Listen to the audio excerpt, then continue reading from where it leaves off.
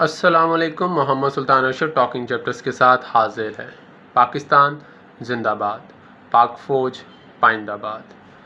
پاکستان کی ترقی اور خوشحالی فی الحال بلوچستان کے امن اور سکون کے ساتھ اٹیچ ہے.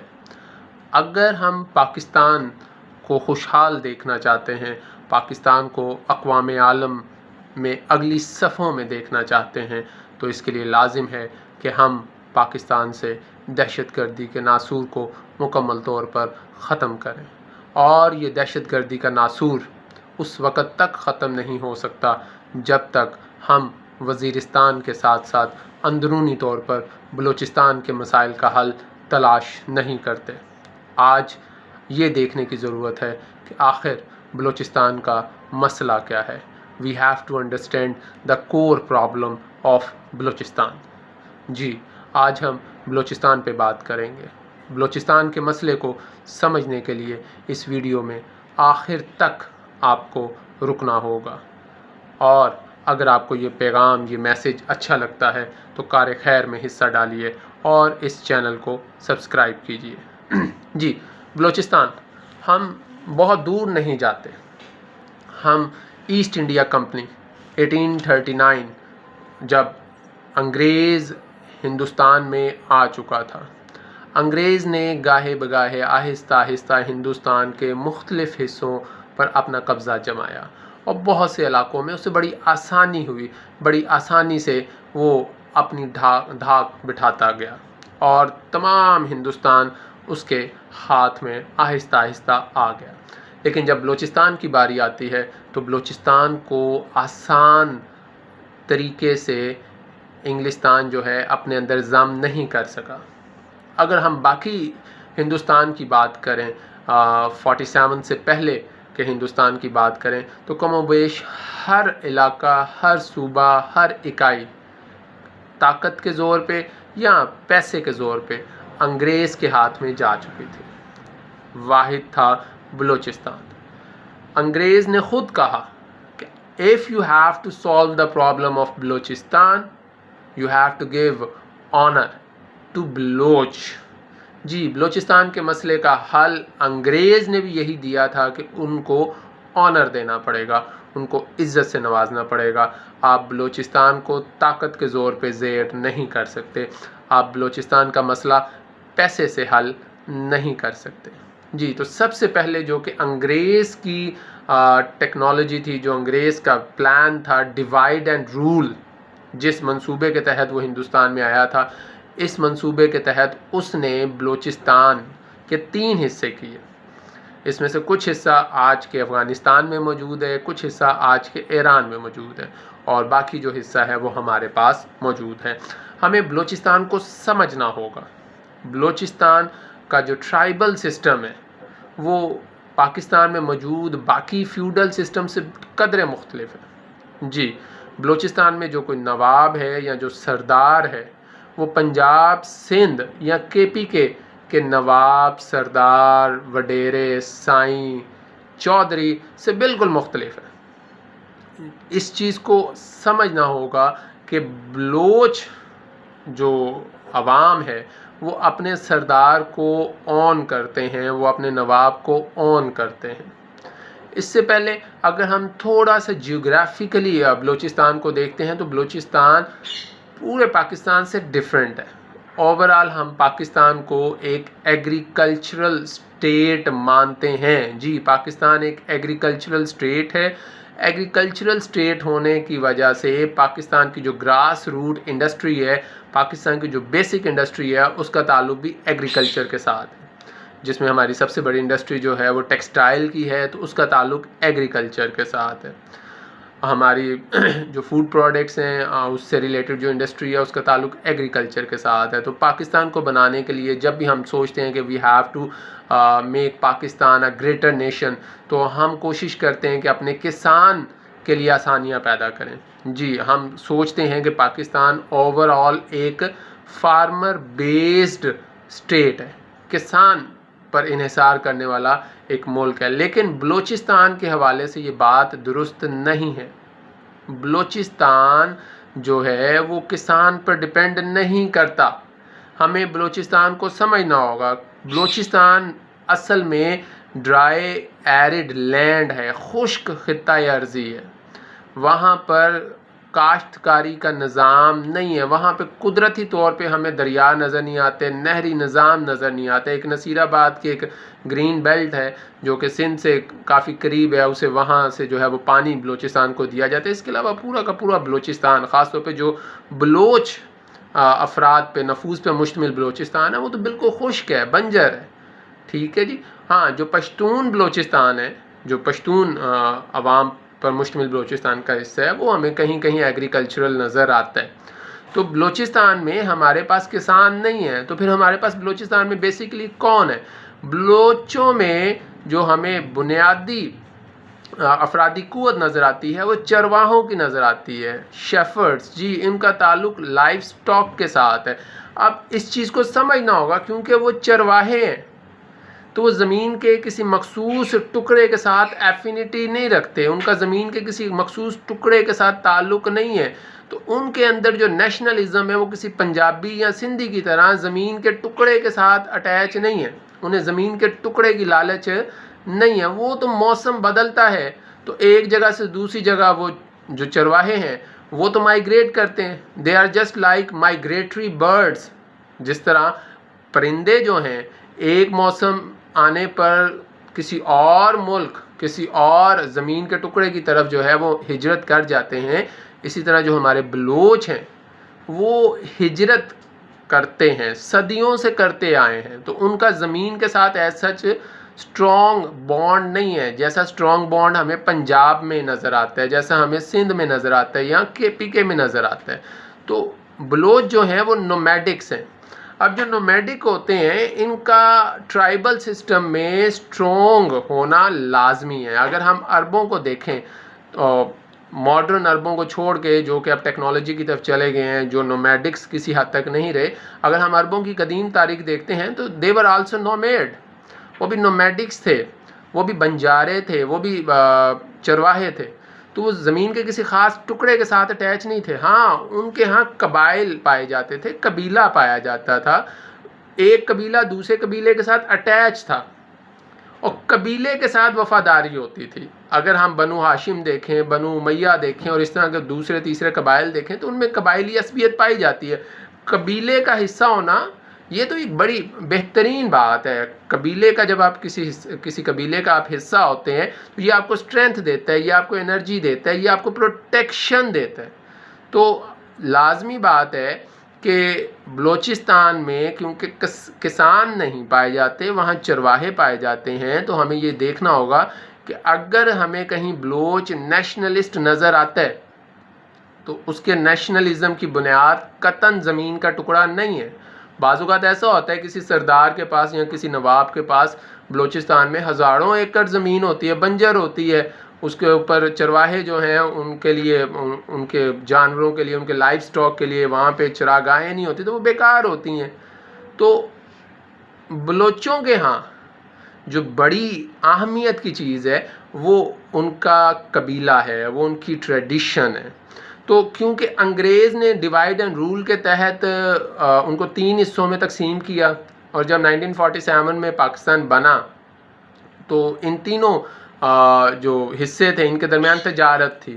لیکن اب کچھ عرصے سے کیونکہ یہ تجارت بند ہے تو بلوچوں کو ایک یہ بھی مسئلہ ہے کہ ہمارا جو قدرتی تعلق ہے باقی 2 حصوں کے ساتھ وہ کٹ چکا ہے. ایک اس چیز کا بھی ان لوگوں کے ہاں غصہ ہے. باقی اگر ہم بلوچوں کی تاریخ دیکھیں تو آغاز سے ہی بلوچستان جو ہے وہ پاکستان کا حصہ ایز سچ نہیں بننا چاہتے تھے.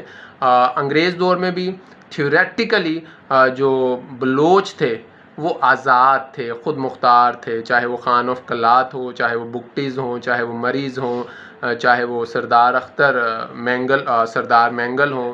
ٹھیک ہے جی. یہاں حاصل بزنجو صاحب ہوں، چاہے عبدالصمد اچکزئی ہوں، یہ سب سیپریٹ اکائیاں تھیں جن کے اپنے اپنے قبائل تھے اور یہ اپنا انٹرنل سسٹم چلاتے تھے. پھر کیا ہوتا ہے جی، پاکستان بن جاتا ہے. پاکستان بننے کے بعد سے لے کر اب تک بلوچستان میں 5 بڑے فوجی آپریشنز ہو چکے ہیں، 5 بڑی انسرجنسیز ہمیں نظر آتی ہیں بلوچستان میں، اور ان انسرجنسیز پہ قابو پانے کے لیے کیا کرنا ہوگا بحیثیت اسٹیٹ؟ ہمیں نیگوشیشن کرنی ہوگی۔ ہم کیونکہ ڈیموکریٹک اسٹیٹ ہیں، تو اگر ہم جمہور کو دیکھیں یا جمہوریت کے اصول کو دیکھیں تو جمہوریت کے اندر جب بھی کوئی قانون بنتا ہے تو اس میں جتنے بھی اسٹیک ہولڈرز ہوتے ہیں وہ برابری کی بنیاد پر آپس میں بیٹھتے ہیں، وہ بات چیت کرتے ہیں، گفت و شنید کرتے ہیں۔ تو جیسا کہ میں نے کہا، اب تک پاکستان میں بلوچستان کے اندر 5 بڑے فوجی اور ملٹری آپریشنز ہو چکے ہیں، جس میں دونوں طرف ہیں۔ پاکستان آرمی کے بہت سے جوان جو ہیں وہ شہید ہوئے، ادھر سے دوسری طرف جو بلوچ لبریشن موومنٹ سے تعلق رکھنے والے لوگ ہیں وہ بھی بہت زیادہ اس میں جو ہے ان کی بھی کیجولیٹیز ہمیں نظر آتی ہیں۔ تو اس میں پہلا آپریشن 1948 میں ہوا، اس کے بعد ہمیں 1958 ایوب صاحب کے دور میں آپریشن نظر آتا ہے، پھر دوسرا ایوب صاحب کا تیسرا آپریشن بھی ایوب صاحب کے دور میں نظر آتا ہے، 1962 میں بھی بڑی انسرجنسی ہوئی۔ اس کے بعد جو تاریخ کا سب سے بڑا آپریشن تھا وہ ذوالفقار علی بھٹو، جو کہ جمہوریت کا داعی نظر آتا ہے، جو ہمیں لیفٹ آرم کی سیاست سے تعلق رکھنے والا ایک سیاستدان نظر آتا ہے۔ بھٹو جو کہ ہمیں انلائٹنڈ لیڈر نظر آتا ہے، اس کے دور میں سب سے بڑا آپریشن جو ہے وہ بلوچستان میں ہوا، اور وہ آپریشن کم و بیش 5 سالوں پہ محیط تھا، جو کہ گوریلا وار کی شکل اختیار کر گیا تھا۔ اور اس آپریشن میں پاک آرمی کے 3000 جوانوں نے جو ہے وہ جامِ شہادت نوش کیا۔ دوسری جانب جو لبریشن آرمی سے تعلق رکھنے والے لوگ تھے، جو سیپریٹسٹ تھے، ان کے بھی کم و بیش 5300 کے قریب جو ہیں وہ افراد ہلاک ہوئے، اور جو عام عوام اس دوران ان کی جو خون بہا وہ ایک علیحدہ ہے۔ اس کے بعد ہمیں مشرف نظر آتا ہے۔ مشرف نے بھی آ کے طاقت کا استعمال کیا، اور اس نے بگٹیز کے خلاف جو ہے وہ فوجی آپریشن کیا۔ پھر ہمیں نظر آتا ہے کہ کس طرح بگٹی کو شہید کیا گیا، اور اس کی جو لاش تھی اس کو جب تابوت میں بند کیا گیا تو اس کو تالے لگائے گئے۔ اور اس کے بعد جو اب ریسنٹ انسرجنسی ہمیں نظر آ رہی ہے 2021 کے اختتام اور 2022 سے، یہ ہمیں نظر آ رہا ہے جی کہ اس ایک سال میں 17 حملے ہو چکے ہیں، جن میں سے زیادہ تر حملوں کی جو شواہد ہمیں ملتے ہیں وہ BLA کی طرف سے ہیں۔ BLA اس کی ذمہ داری لے چکا ہے زیادہ تر حملوں کی، اور اس میں کم و بیش 51 کے قریب جو ہیں اموات ہو چکی ہیں، جن میں کچھ ہمارے چینی دوست بھی شامل ہیں۔ تو یہ جو ایک تاریخ ہے جس میں نے آپ کو 5 بڑے آپریشنز کی بات بھی بتائی ہے، اس سے ہمیں نظر آتا ہے کہ ہم بلوچستان کا جو مسئلہ ہے وہ طاقت کے زور پہ حل نہیں کر سکتے۔ ہمیں انگریز کی اس حکمت کو جو ہے نا سامنے رکھنا ہوگا۔ انگریز نے وہ بڑی حکیمانہ بات کی تھی کہ اگر اس خطے میں آپ بلوچوں کے ساتھ چلنا چاہتے ہیں یا بلوچوں کو اپنے ساتھ چلانا چاہتے ہیں then you have to give honor to them، تو آپ کو ضرورت ہے کہ آپ انہیں آنر دیں، ان کو آن کریں، ٹھیک ہے جی۔ اور اس میں کوئی بڑی بات بھی نہیں ہے، ہمیں 2 قومی نظریے کی طرف آنا چاہیے۔ 2 nation theory is the base, is the foundation of Pakistan. 1940s میں جب یہاں کے مسلمانوں نے، بر عظیم کے مسلمانوں نے انگریز کے سامنے اپنا پلان رکھا تھا تو اس کی بنیاد کیا تھی؟ اس کی بنیاد تھی 2 نیشن تھیوری جی۔ لیکن ہم نے اس 2 نیشن تھیوری کو پس پشت ڈالا، کئی جگہوں پہ ڈالا۔ 2 نیشن تھیوری کیا کہتی ہے؟ 2 نیشن تھیوری کہتی ہے جی کہ زبان کے اختلاف کی وجہ سے، ثقافت کے اختلاف کی وجہ سے، ٹریڈیشن کے اختلاف کی وجہ سے مسلمان اور ہندو 2 الگ قومیں ہیں، اور یہ اکٹھی نہیں رہ سکتی، تو ایک دیوار ہونی چاہیے۔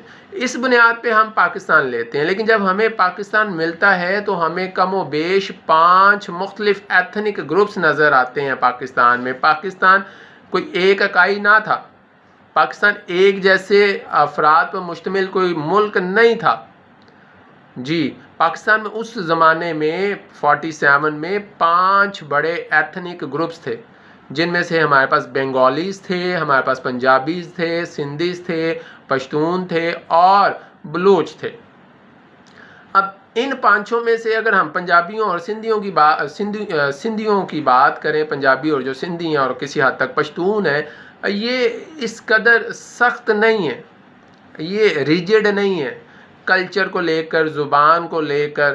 ٹھیک ہے جی، وہ تو اگر ہم پنجابیوں کو آج بھی دیکھیں تو پورے پاکستان میں ایک پنجابی واحد قوم ہے جس کو اپنی مادری زبان کی پرواہ ہی نہیں ہے، جس کو اپنے کلچر کا خیال ہی نہیں ہے. ٹھیک ہے جی، اور وہ تو چلا کیا کہتے ہیں، کوا چلا ہنس کی چال تو اپن بھی بھولا. تو یہاں کے جو پنجابی ہیں، پاکستان کے پنجابی، یہ تو کلچر کو کسی حد تک پس پش ڈال چکے ہیں. اور یہی حال کسی حد تک سندھیوں کا بھی ہے اور پشتونز کا بھی ہے. یعنی ان کو ہم ماڈریٹ ٹائپ کے لوگ کہہ سکتے ہیں، ان کو ہم تھوڑا سا فلیکسیبل کہہ سکتے ہیں. لیکن دوسری طرف اگر ہم دیکھیں تو بنگالیز کو، جو بنگلہ دیش میں اس وقت موجود ہیں، ان کو شروع سے ادراک تھا اپنی نیشنل لینگویج کا، اپنے ٹریڈیشن کا، اپنے کلچر کا. اور یہی ادراک کسی حد تک بلوچوں کو بھی شروع سے ہی ہے. بنگالیز نے جب دیکھا کہ جی ان کو زبان کا حق نہیں مل رہا، ان کو ٹریڈیشنلی جو ہے وہ دبایا جا رہا ہے، تو پھر آپ نے دیکھا سقوط ڈھاکہ جو ہوا وہ ایک انتہائی دل خراش وقت تھا. اور لیکن ہم نے اس سقوط ڈھاکہ سے آج تک سبق نہیں سیکھا. آج بھی بلوچی کیا چاہتے ہیں، بلوچ کیا چاہتے ہیں؟ بلوچ یہی تو چاہتے ہیں کہ ان کو جو ان کا ظاہری رہن سہن ہے اس کو نہ چھیڑا جائے، ان کے ٹریڈیشنز کو نہ چھیڑا جائے، ان کی زبان جو ہے اس کی ترویج ہو تو ہونے دینا چاہیے. کوئی بڑی بات نہیں ہے. ہم ٹو نیشن تھیوری کی بنیاد پہ پاکستان بنا کے اس وقت تک موجود ہیں، تو ہمیں اپنے اندر جو ایتھنک گروپس ہیں ان کو آزادی دینی چاہیے. نو ڈاؤٹ آپ بلوچوں کو کبھی مجبور نہیں کر سکتے کہ وہ براڈر رینج میں مسلم امہ کا حصہ بنے. بلوچ مسلمان ہے ٹھیک ہے، لیکن بلوچ کے ہاں ہمیں دین جو ہے کسی حد تک سیکولر ٹائپ کا نظر آتا ہے. بلوچ کے ہاں مسلمان ہونا بڑی بات ہو سکتی ہے، لیکن اس سے بڑی بات بلوچ کا اپنے قبیلے کا حصہ ہونا ہے. Baloch gives more importance to their tribal system. اس چیز کو سمجھنا ہوگا. اب ہوا کیا کہ پاکستان بننے کے بعد سے لے کر آج تک نارملی جو بلوچ ٹرائبز ہیں ان کے جو ٹرو ریپریزنٹیٹیو ہیں وہ آگے نہیں آئے. اور اگر کوئی بلوچ ریپریزنٹیٹیو آگے آیا بھی تو بشری تقاضے کے تحت محسوس ایسا ہی ہوتا ہے کہ وہ خود بھی لالچی تھا. بہت کم جو بلوچ ہمیں لیڈرز نظر آتے ہیں پاکستان بننے کے بعد سے لے کر آج تک، ان میں بہت کم بلوچ ہیں جنہوں نے بلوچ افراد کی جو بنیادی ضروریات ہیں ان کا خیال رکھا ہو. ٹھیک ہے، اگر تو وہ سیاسی ایوانوں تک پہنچ گئے، اسلام آباد پہنچ گئے، تو وہ پیچھے سے بلوچستان کو بھول گئے. ہاں کسی حد تک مجھے ادھر بگٹی صاحب نظر آتے ہیں جنہوں نے بلوچوں کے لیے کام کیا. باقی نارملی جو اس وقت مین سٹریم پالیٹکس میں موجود ہیں بلوچ حکمران، ان کو ایک بڑی تعداد جو ہے آن نہیں کرتی. اور آن نہیں کرتی تو وہ سمجھتے ہیں کہ ہم اس سیاست کا حصہ نہیں ہیں. یہی وجہ ہے کہ ہمیں شاری بلوچ جیسے جو افراد ہیں وہ نظر آتے ہیں. اگر آپ دیکھیں BLA کی طرف سے اگر کسی خودکش حملے کی وہ ذمہ داری لیتے ہیں تو اس کی بنیاد قطعاً ہمیں مذہب نہیں نظر آتا. ہاں بلوچستان میں ہزارہ برادری کے ساتھ کچھ مسائل ہیں، اس کے علاوہ پورا بلوچستان ہمیں قطعاً مذہب کی بنیاد پر کوئی وائلنس کرتا ہوا نظر نہیں آتا. یہ مذہب کی بنیاد پہ جو وائلنس ہے یہ ہمیں کسی حد تک پنجاب میں نظر آ جاتا ہے، سندھ میں نظر آ جاتا ہے، KPK میں نظر آ جاتا ہے. لیکن بلوچ جو ہیں مذہب سے بالا تر ہیں. وہ مذہب کو اپنی روٹین ایکٹیویٹیز میں، زندگی کے جو روٹین معاملات میں اس میں نہیں آنے دیتے. ان کے لیے زیادہ اہمیت کی چیز ان کا آنر ہے اور آنرشپ ہے، اور وہ چاہتے ہیں کہ انہیں بلوچستان کی آنرشپ ملے اور ملنی بھی چاہیے. اگر ہم پچھلے کچھ سالوں میں بلوچستان کے سے حاصل ہونے والا جو فائدہ ہے، جو زر مبادلہ ہے، یا بلوچستان میں جو بھی ریسورسز کو استعمال کیا گیا، ان سے متعلق ہم کچھ صرف چند ایک پروجیکٹس کو دیکھیں تو بلینز آف روپیز کے وہ پروجیکٹس ہیں، لیکن عوام کو اس کا ثمر براہ راست نہیں ملا. جی عوام کو اس میں ہمیں سب سے پہلے ریکوڈک سینڈک نظر آتا ہے جو کہ تقریباً $2 ارب کا پروجیکٹ ہے. اور جب یہ پروجیکٹ سٹارٹ ہوا تو اس میں کہا گیا تھا کہ آغاز حقوق بلوچستان ایک اسکیم آئی تھی، ایک پروجیکٹ آیا تھا، اس کے مطابق جی بلوچستان تک اس پروجیکٹ کے جو ثمرات ہیں وہ براہ راست پہنچائے جائیں گے، لیکن ایز سچ ہمیں اس میں بھی کچھ کانسپریسیز نظر آتی ہیں، کچھ گھپلے نظر آتے ہیں۔ پھر اس کے بعد تھر کول کہا جاتا ہے کہ تھر کول پروجیکٹ ایسا پروجیکٹ ہے جس میں پاکستان اسٹیٹس جو یونائٹڈ عرب ایمریٹس کی جتنی بھی ریاستوں میں کل انرجی ہے اس سے زیادہ انرجی ہم تھر کول سے حاصل کر سکتے ہیں، اور پاکستان کی بجلی کے مسائل تو ویسے ہی ختم ہو سکتے ہیں، لیکن وہ پروسیس بھی جو ہے، وہ پروجیکٹ بھی جو ہے وہ آج تک کھٹائی میں پڑا ہوا ہے، سچ اس سے بھی کام نہیں لیا جاتا۔ اس کے بعد سوئی گیس کی اگر بات کریں تو پاکستان میں جو سوئی گیس ہے وہ سوئی کے مقام سے نکلی تھی پہلی دفعہ، جو کہ بلوچستان کا یہ علاقہ ہے۔ اور اگر آپ دیکھیں تو بگٹیز کے بہت سے ایسے علاقے ہیں جہاں آج بھی سوئی گیس موجود نہیں ہے، ٹھیک ہے جی۔ سوئی کے ارد گرد بہت سے ایسے علاقے ہیں جہاں عوام کو سوئی گیس نہیں ملتی ہے۔ سوئی گیس پنجاب میں تو آ جاتی ہے، سندھ میں تو آ جاتی ہے، باقی علاقوں میں پہنچ جاتی ہے، لیکن جہاں سے یہ گیس نکلتی ہے اس کے ارد گرد بہت سے علاقے ایسے ہیں جہاں سوئی گیس پہنچتی نہیں ہے۔ نو ڈاؤٹ اس میں شر پسند عناصر موجود ہیں جو کہ اکثر گیس پائپ لائن اڑا دیتے ہیں اور بہت سے مسائل کریٹ کرتے ہیں، لیکن یہ ریاست کی ذمہ داری ہے کہ ہر بندہ شر پسند نہیں ہے، چند ایک لوگ ہیں جی، وہ 3 نواب تھے، وہ تینوں نواب تو دنیا سے چلے گئے، اب کون یہ تحریک چلا رہا ہے؟ اب یوتھ ہی تو چلا رہی ہے۔ کیوں ہم نے یوتھ کو اس قدر متنفر کر دی ہے؟ کیوں یوتھ اس قدر جو ہے وہ متنفر ہو چکی ہے کہ آج باہر کے چینلز پہ بیٹھ کے، جی انڈیا کے چینلز پہ بیٹھ کے آج ہمارے جو بلوچ بھائی ہیں وہ پاکستان کے خلاف زہر اگلتے ہیں؟ ہمیں کچھ کرنا ہوگا، ہمیں اپنے گھر کے اندر لگی ہوئی اس آگ کو پیار، محبت اور دھیان کے ساتھ بجھانا ہوگا۔ پھر آج جو بلوچ بھائیوں کو سب سے بڑا مسئلہ ہے وہ گوادر پہ قائم، گوادر کے ساتھ ان کو مسئلہ ہے جی۔ گوادر اس وقت دنیا کا ہب بننے جا رہا ہے، سن تو ہم یہی رہے ہیں سی پیک منصوبے کے مطابق، لیکن بلوچ کہتے ہیں جی اس گوادر منصوبے سے ہمیں کیا ملے گا؟ یہ ان کا سوال بالکل ٹھیک ہے، جگہ ان کی ہے، علاقہ ان کا ہے، پانی وہ ان کا ہے۔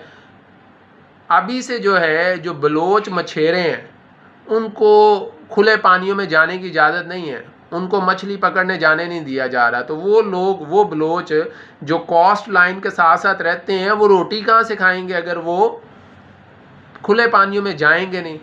ان کے اوپر قدغنیں لگائی جا رہی ہیں، ان کے اوپر جو ہے ریسٹرکشنز لگائی جا رہی ہیں۔ ابھی تو سی پیک مکمل ہوا بھی نہیں، ابھی تو گوادر جو ہے وہ ایکٹیو بھی نہیں ہوا، فعال بھی نہیں ہوا۔ آپ نے مچھیروں کو، جو لوکل مچھیرے ہیں ان کو اندر جانے سے منع کر دی ہے، ٹھیک ہے جی۔ اس کے بعد اگر آپ سی پیک کی بات کریں، گوادر کی بات کریں، تو یہ $60 بلین کا پروجیکٹ ہے جی۔ جب یہ سی پیک آیا تھا تو بڑی لڈیاں، بڑے دھمال پڑے، لیکن پچھلی حکومت نے تو اس کو تقریباً رول بیک کر دیا۔ اللہ خیر کرے، اس میں کچھ بہتری آئے ہو، اس پہ کام اچھے طریقے سے دوبارہ شروع ہو۔ یہ $60 بلین کا جو ہے یہ پروجیکٹ ہے، اور گوادر میں رہنے والے جو عوام ہیں ان کے پاس صاف پانی موجود نہیں ہے پینے کے لیے، تو وہ $60 بلین کو بیٹھ کے چاٹیں گے جب ان کو پینے کا صاف پانی نہیں مل رہا، ٹھیک ہے جی۔ بلوچ ٹریڈ جو ہے وہ ڈسٹرب چلتی آ رہی ہے شروع سے، تو ان سب چیزوں کی طرف دیکھنا چاہیے۔ ایک سروے کے مطابق بلوچستان میں 85% عوام کے پاس پانی نہیں ہے۔ او اللہ کے بندو، آپ بلوچوں کے مسائل کو حل کریں، بلوچ آپ کے بھائی ہیں، ہم بلوچوں کے بھائی ہیں، ہم انشاءاللہ ایک ہی رہیں گے، لیکن یہ جو قتل و غارت ہے، یہ جو شاران بلوچ جیسے واقعات ہیں، یہ نہیں ہونے چاہیے۔ آل ٹوگیدر یہ ایک برا میسیج دیتے ہیں اقوام عالم کو۔ پاکستان کا جو ٹورزم ہے وہ ڈسٹرب ہو رہا ہے، پاکستان میں ٹورزم ایک بڑی اسٹرانگ ٹریڈ ہو سکتی ہے، ٹورزم پہ یہ بہت بڑی انڈسٹری ہے۔ بلوچستان تو خوبصورتی سے مالا مال ہے، تو ہمیں بلوچوں کو مین سٹریم میں لانا ہوگا، بلوچ سٹوڈنٹس کو جو ہے وہ آنر دینا ہوگا، ان کو پروٹیکشن دینی ہوگی، اور جو جبری گمشدگیاں ہیں ان کے لیے کام کرنا ہوگا۔ اور تو اور ایک اور جو المیہ ہے، بلوچستان کی خوبصورتی ڈیمیج ہو رہی ہے۔ بلوچستان میں 500 سال پرانے جو درخت ہیں، وہاں کے لوکل جو بلوچ ہیں وہ ان درختوں کو کاٹ کر جلانے پر مجبور ہیں شدید سردی میں، کیونکہ ان کو گیس نہیں مل رہی، ان کو انرجی نہیں پرووائڈ کی جا رہی۔ تو ضرورت اس امر کی ہے کہ بلوچوں کی آئیڈینٹی کو نہ دبائیں، جیسا کہ ہم نے 1 یونٹ بنا کر بلوچوں کی آئیڈینٹی کو دبانے کی کوشش کی تھی۔ بلوچوں کی آئیڈینٹی نہ دبائیں۔ اگر بلوچوں کی آئیڈینٹی ہم دباتے ہیں تو خدا نخواستہ بنگلہ دیش والا کوئی معاملہ پاکستان کے ساتھ دوبارہ نہ ہو۔ وہاں پہ بھی تو کیا تھا، ان کے چاول، ان کی پٹسن اور اس کی خوشبو اسلام آباد کی سڑکوں سے آ رہی تھی، جو کہ شیخ مجیب الرحمان کا کہنا تھا۔ نو ڈاؤٹ اس کے پیچھے بھی کوئی سازش ہو سکتی ہے، لیکن ہر دفعہ کوئی سازش ہو جائے اور آپ اس سازش کو ہونے دیں گے؟ ایک دفعہ ہوگی کافی ہے۔ تو بلوچستان وہ زمین ہے جس زمین کے نیچے سونا ہے، پیٹرول ہے، معدنیات ہیں، لیکن اس زمین کے اوپر روٹی نہیں ہے کھانے کو، اس زمین کے اوپر پینے کو صاف پانی نہیں ہے، اس زمین کے اوپر شیلٹر نہیں ہے سر چھپانے کو۔ تو خدارا بلوچستان کے لیے کام کرنا چاہیے، پاکستان کے تمام سٹیک ہولڈرز کو، پاکستان کے سیاستدانوں کو، پاکستان کے جو انڈسٹریلسٹس ہیں انہیں، بزنس مین ہیں انہیں، پاکستان کی اسٹیبلشمنٹ کو، آرمی کو، لا انفورسمنٹ ایجنسیز کو، سب کو مل کے کام کرنا چاہیے، ورنہ باہر بیٹھے ہوئے آپ کے رائٹ لیفٹ جو آپ کے دشمن ممالک ہیں وہ تو 5th جنریشن وار کے ذریعے آپ کا امیج ساری دنیا میں خراب کر رہے ہیں، اور بلوچوں کے اندر جو ہے وہ نفرت کا بیج بوتے چلے جائیں گے۔ اللہ سے دعا ہے کہ آئندہ پاکستان جو ہے وہ بلوچستان کے اندر کسی نئے آپریشن کو نہ دیکھے۔ جی وہ آپریشن جو مشرف کر چکے ہیں، وہ آپریشن جو بھٹو صاحب کر چکے ہیں، وہ آپریشن جو کیا کہتے ہیں ایوب صاحب کے دور میں ہو چکے ہیں، یا وہ آپریشن جو 1948 میں ہوگا تھا، اللہ نہ کرے کہ دوبارہ بلوچستان کے اندر کوئی ایسا آپریشن ہو۔ ہمیں بلوچستان کو سمجھنا ہوگا، اور بلوچستان کا جو ٹرائبل سسٹم ہے اس کو آن کرنا پڑے گا، اسے عزت دینی پڑے گی۔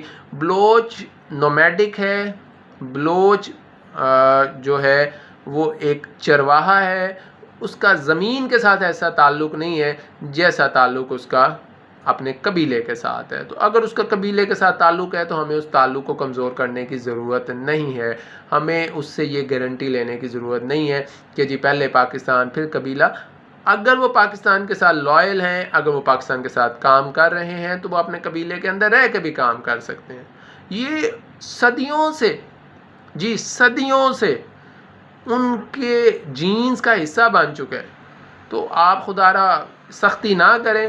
اور دوسری جانب جو بلوچستان ہے، وہاں کی جو باشعور عوام ہے، جو پاکستان سے محبت کرنے والی عوام ہے، اس عوام کو بھی چاہیے کہ شر پسند عناصر کا جو ایجنڈا ہے، ان کی جو پروپیگیشن ہے، ان کی جو نشر و اشاعت ہے، اس کو کنڈیم کریں، اور ہر وقت پاکستان کے لیے دعا کریں، پاکستان کے لیے کام کریں۔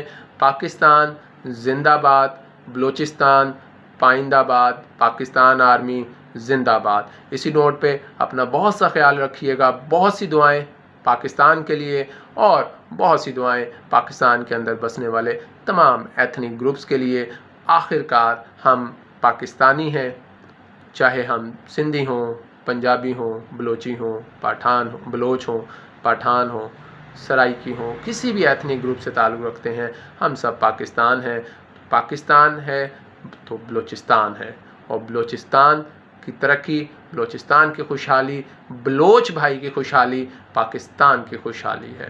پاکستان زندہ باد، پاکستان پائندہ باد۔ اللہ حافظ۔